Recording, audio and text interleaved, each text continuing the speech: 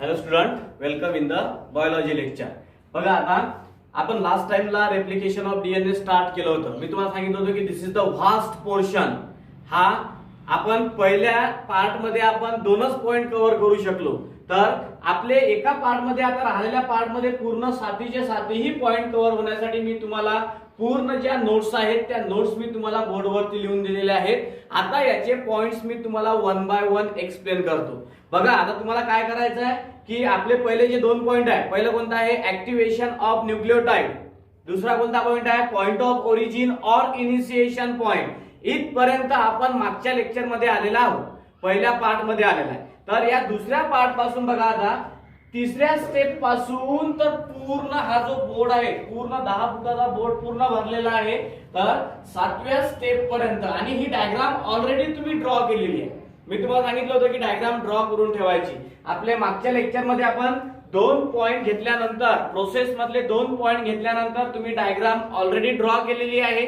त्यामुळे तुम्ही 2 डायग्राम काढलेले आहेत.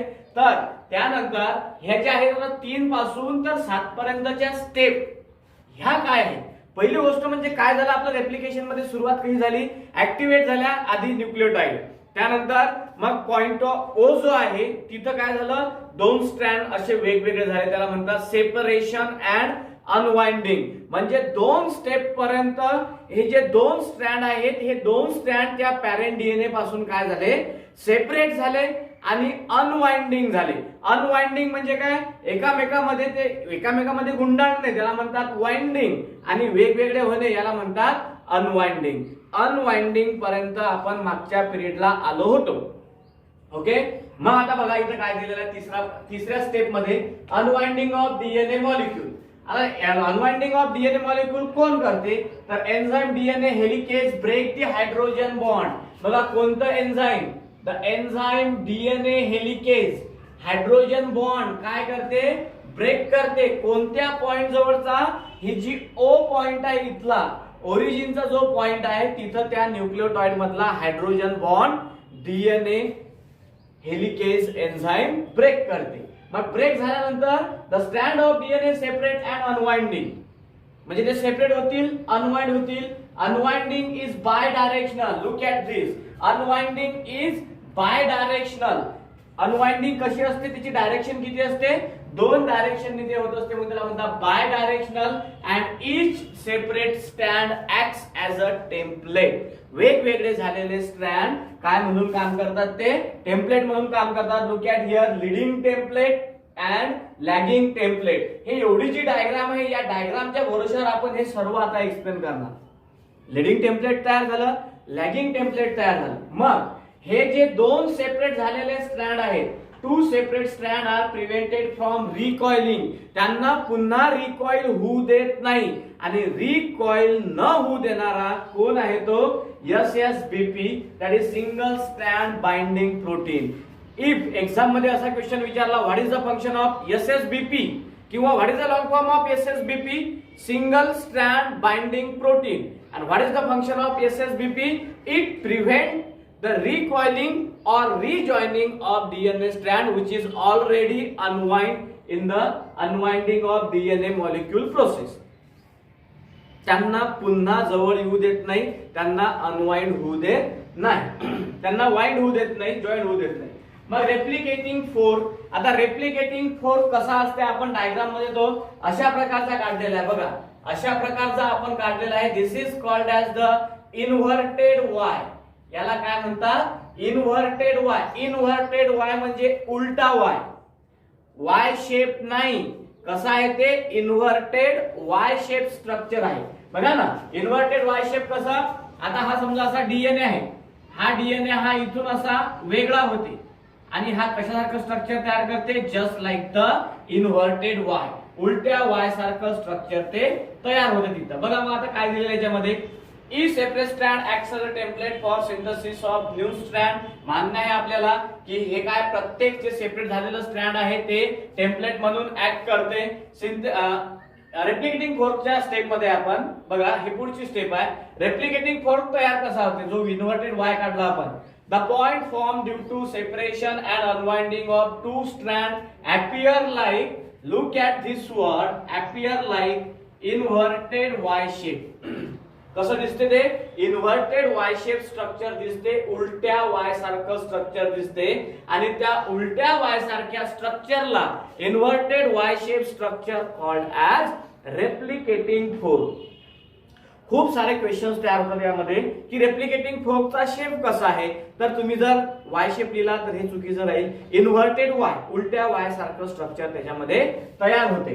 तर ही झाली आपली चौथी स्टेप. आता पाचव्या स्टेप मध्ये नवीन स्ट्रँड डीएनए चे कसे तयार होतात, how the new strands of DNA are synthesize. आपण 4 स्टेप पर्यंत काय आलो बघा. पहिले आपलं ऍक्टिव्हेशन ऑफ न्यूक्लियोटाइड झालं, त्यानंतर initiation point, origin point, termination point ते झालं. तिसऱ्या स्टेप मध्ये डीएनए चे जे स्ट्रँड आहेत ते अनवाइंड झाले, एकामेकाला पुन्हा रिकॉइलिंग न होऊ देण्यासाठी तिथं एसएसबीपी काम करते. रेप्लिकेटिंग फोर्क म्हणजे उलटा वाय तयार होते तिथं, कारण की वाय ची वरची दांडी म्हणजे पॅरेंट डीएनए आणि खालच्या 2 दांड्या म्हणजे daughter DNA. So that's why the shape of replicating fork is inverted Y shape. Naveen strand कसे तयार होतात बघा. मग each separate strand acts as a template for synthesis of new strand. बघा इथं हे लीडिंग टेम्पलेट आहे आणि हे कोणतं आहे? Lagging template. Synthesis of new strand start with the help of RNA primer. कशाच्या सहाय्याने सिंथेसिस होते नवीन स्ट्रँडची सुरुवात?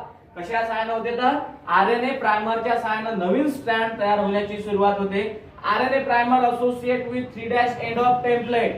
आरएनए प्रायमर कोणत्या एंडला असते तर स्ट्रँडच्या 3' एंडला आरएनए प्रायमर असते. and attract the complementary nucleotide from the surrounding nucleoplasm. What is the role of RNA primer? It attract the complementary nucleotide from the surrounding nucleoplasm, and that RNA primer is always present at the 3' end of template strand. टेम्पलेटच्या 3' end वरती RNA primer असते आणि RNA primer काय करते? न्यूक्लियोप्लाझमच्या जे आजूबाजूचे जे nucleotide आहेत, not only the nucleotide, it's a complementary nucleotide, attract the complementary nucleotide from the surrounding nucleoplasm. Then these nucleotide molecule bind to complementary nucleotide on the template strand by H bond. H bond means hydrogen bond, and we know very well complementary nucleotide कोणाची जोडी कोणासोबत लागते हे काही तुम्हाला नवीन सांगायचं काम नाही. A always attach with T with double hydrogen bond, और T always attach with A with double hydrogen bond. Then C always attach with G with triple bond, और G always attach with C with triple bond. तेच आपण या bracket मध्ये लिहिलेलं आहे. ह्या जोड्या आपण 11वी पासून पाहत आलेला आहे की ॲडेनाइनची थायमिन सोबत असते किंवा थायमिनची ॲडेनाइन सोबत असते, सायटोसिनची गॉनाइन सोबत किंवा गॉनाइनची सायटोसिन सोबत, पण त्यांच्यामध्ये बॉन्डचा फरक असते. ए टी मध्ये डबल बॉन्ड, सी जी मध्ये ट्रिपल बॉन्ड. मग the nucleotide are joined with each other by phosphodiester bond. हे जे न्यूक्लियोटाइड आहेत, these nucleotides, look at here, suppose these are the nucleotide. These nucleotides are joined with each other by phosphodiester bond. लक्षात ठेवा, hydrogen bond 2 complementary nucleotide मधला. Then nucleotide एकामेकाला joint होण्यासाठी bond कोणता? फॉस्फोडायस्टर bond. आणि त्यामुळे काय तयार होते? मग न्यू स्ट्रँड तयार होते. And this new complementary strand is catalysed by enzyme DNA polymerase. कोणतं एन्झाइम कॅटलाइज करते त्याला? तर डीएनए पॉलिमरेज नावाचं enzyme. The new complementary strand is always form in 5' to 3' direction. Look at this. नवीन जे strand तयार होईल ते नेहमी 5' to 3' डायरेक्शनच तयार होईल.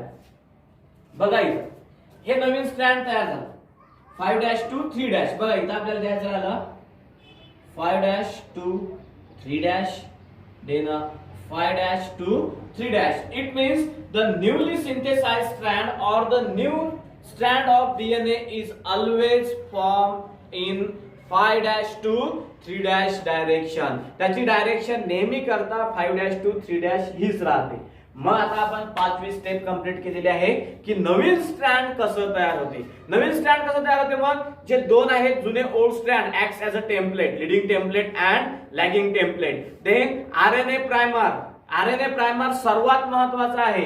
Formation of new strand initiate by the RNA primer. What is the role of RNA primer?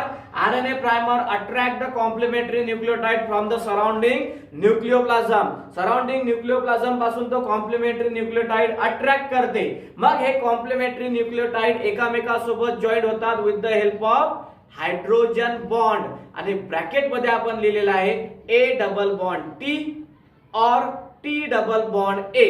मी तुम्हाला उदाहरण सांगितलं होतं की विराट कोहली, विराट अनुष्का काय आणि अनुष्का विराट काय, वन अँड सेम थिंग. म्हणजे ए टी काय किंवा टी ए काय हे दोन्ही सारखंच आहे. या दोघांच्या मध्ये डबल हायड्रोजन बॉन्ड असते. सी जी याच्यामध्ये ट्रिपल बॉन्ड किंवा याला आपण म्हणू शकतो जी सी याच्यामध्ये ट्रिपल बॉन्ड. मग हे जे न्यूक्लियोटाइड आहे, these nucleotides are attach with each other by phosphodiester bond. कशाने जॉईंट होतात ते? फॉस्फोडायस्टर बॉन्डने जॉईंट होतात. And this newly synthesised strand is always 5' to 3' direction. Remember my student, this is one of the most important topic of this chapter, replication of DNA. Ask the question on many time in the exam on this chapter. खूप वेळेस question विचारलेले आहेत या replication of DNA वरती. मग चला आपण आता 6व्या स्टेप वरती येऊ. 6वी स्टेप आहे आपली लीडिंग अँड लॅगिंग स्ट्रँड. दोन स्ट्रँड आहेत बघा, तुम्हाला दिसते इथं. लीडिंग स्ट्रँड हे कंटिन्युअस दाखवलेलं आहे आपण आणि लॅगिंग स्ट्रँड हे कसं दाखवलेलं आहे? डिसकंटिन्युअस. तुमच्याकडे ऑलरेडी मागच्या लेक्चरची डायग्राम ड्रॉ केलेली आहे. लीडिंग स्ट्रँड कंटिन्युअस आहे, याच्यामध्ये कोणतीच डिसकंटिन्युटी नाही आहे. आणि लॅगिंग स्ट्रँड हे कसं आहे? डिसकंटिन्युअस आहे. मधामधात आरएनए प्रायमर आहे. बघा इथं आपण शॉर्ट फॉर्म लिहिले RNA primer, Okazaki fragment, replicating force. मग लीडिंग आणि लॅगिंग स्ट्रँड तयार कसं होते बघा. इकडे बघा, या लीडिंग स्ट्रँडचं कोणतं एंड फ्री आहे? 5' एंड. लॅगिंग स्ट्रँडचं कोणतं आहे तर त्यामध्ये 3' एंड. बघा मग काय the template strand with free 3' end. ज्या टेम्पलेट स्ट्रँडचं 3' एंड हे फ्री आहे त्याला म्हणतात लीडिंग टेम्प. बघा बरोबर, या ज्या स्ट्रँडचं एंड हे 3' एंड हे फ्री आहे त्याला म्हणतात लीडिंग स्ट्रँड. आणि ज्या स्ट्रँडचं एंड 5' एंड हे फ्री आहे त्याला म्हणतात lagging template. Template and strand यामधला फरक लक्षात घ्या. टेम्पलेट आणि स्ट्रँड यांना एकत्र करायचं नाही. ज्या टेम्पलेटचं 3' एंड फ्री आहे त्याला लीडिंग टेम्पलेट. ज्या टेम्पलेटचं 5' एंड हे फ्री आहे त्याला म्हणतात लॅगिंग टेम्पलेट. मग पुढे the process of replication always start at C3 end. सर्वात आधी एक लक्षात ठेवा की रेप्लिकेशनची प्रोसेस हे C3 एंडला सुरुवात होते आणि प्रोसेस होत होत होत होत फॉरवर्ड होत होत C5 एंडला ते stop. Look at here. The process of replication always start at C3 end and proceed towards C5 end. Proceed होत होत होत कोणत्या एंडला जाते? मग ते C5 एंडला जाते.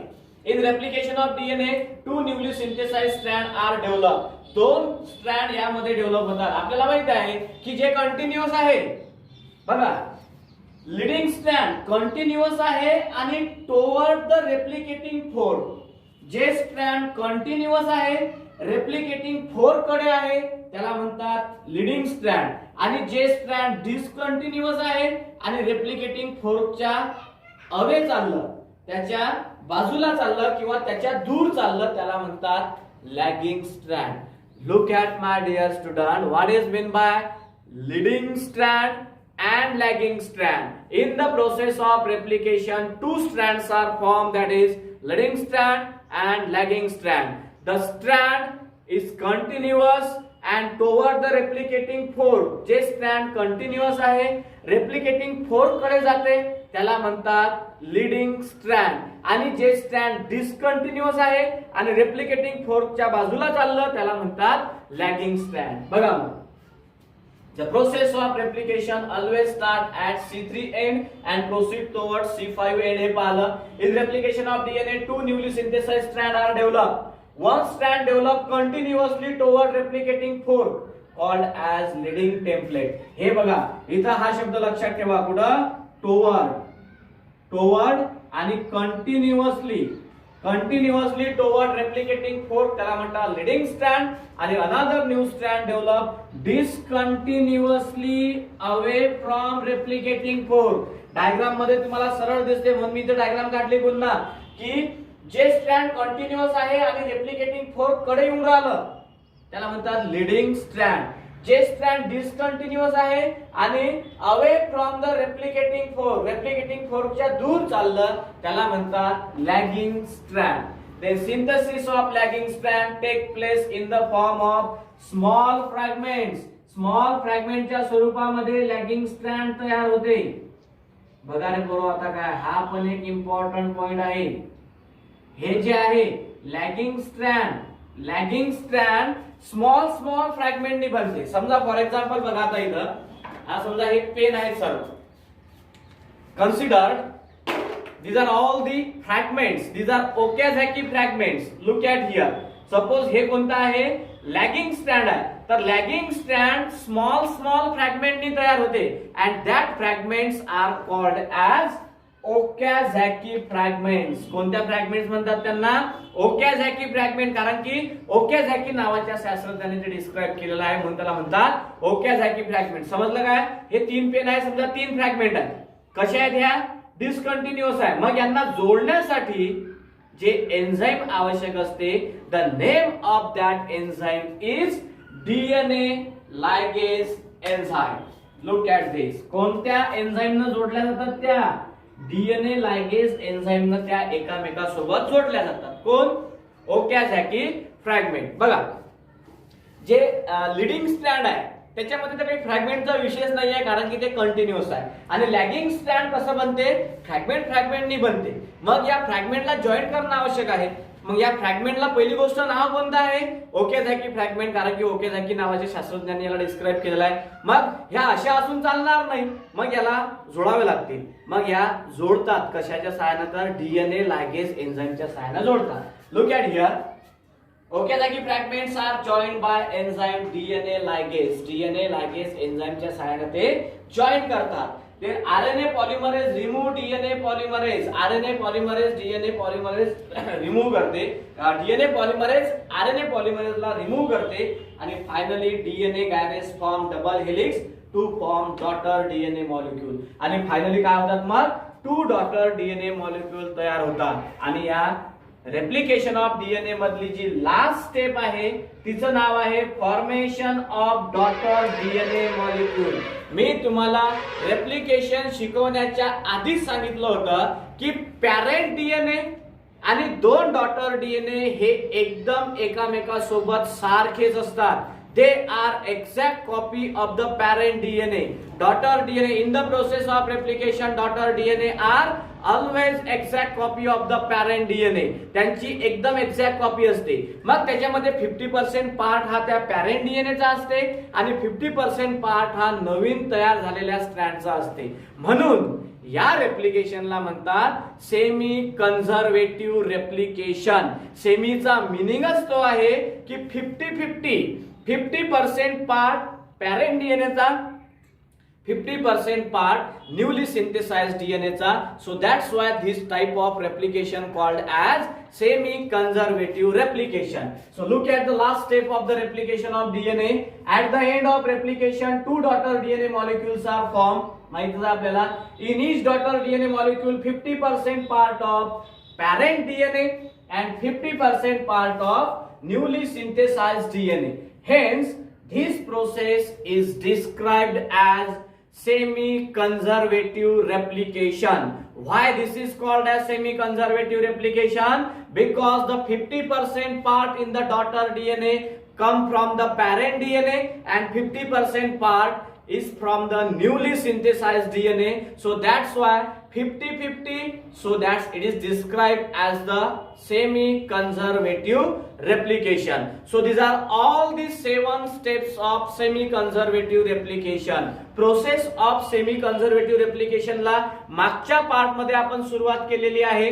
त्यामध्ये आपण पहिली स्टेप पाहिलेली आहे इनिशिएशन, ऍक्टिव्हेशन और आपण काय म्हटलं पहिला पॉइंट जो म्हटलेला आहे तो कोणता आहे? Activation of nucleotide.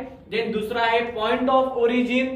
Then third, fourth, 5th, 6th and 7th अशा 7 स्टेप आहेत या रेप्लिकेशन ऑफ डीएनएच्या, सेमी कन्झर्वेटिव्ह रेप्लिकेशन ऑफ डीएनएच्या. One of the most important part of this chapter, that is the semi conservative replication. आता तुम्ही काय करायचं, मस्तपैकी याचा एक स्क्रीनशॉट मारायचा आणि स्क्रीनशॉट मारून ज्या आपल्या 2 स्टेप मागच्या पार्ट मध्ये कंप्लीट झालेल्या आहेत त्याच्या पुढे हे कंटिन्यू करायचं. 3री स्टेप टाकायची, पूर्ण 3 पॉइंट त्याचे लिहायचे.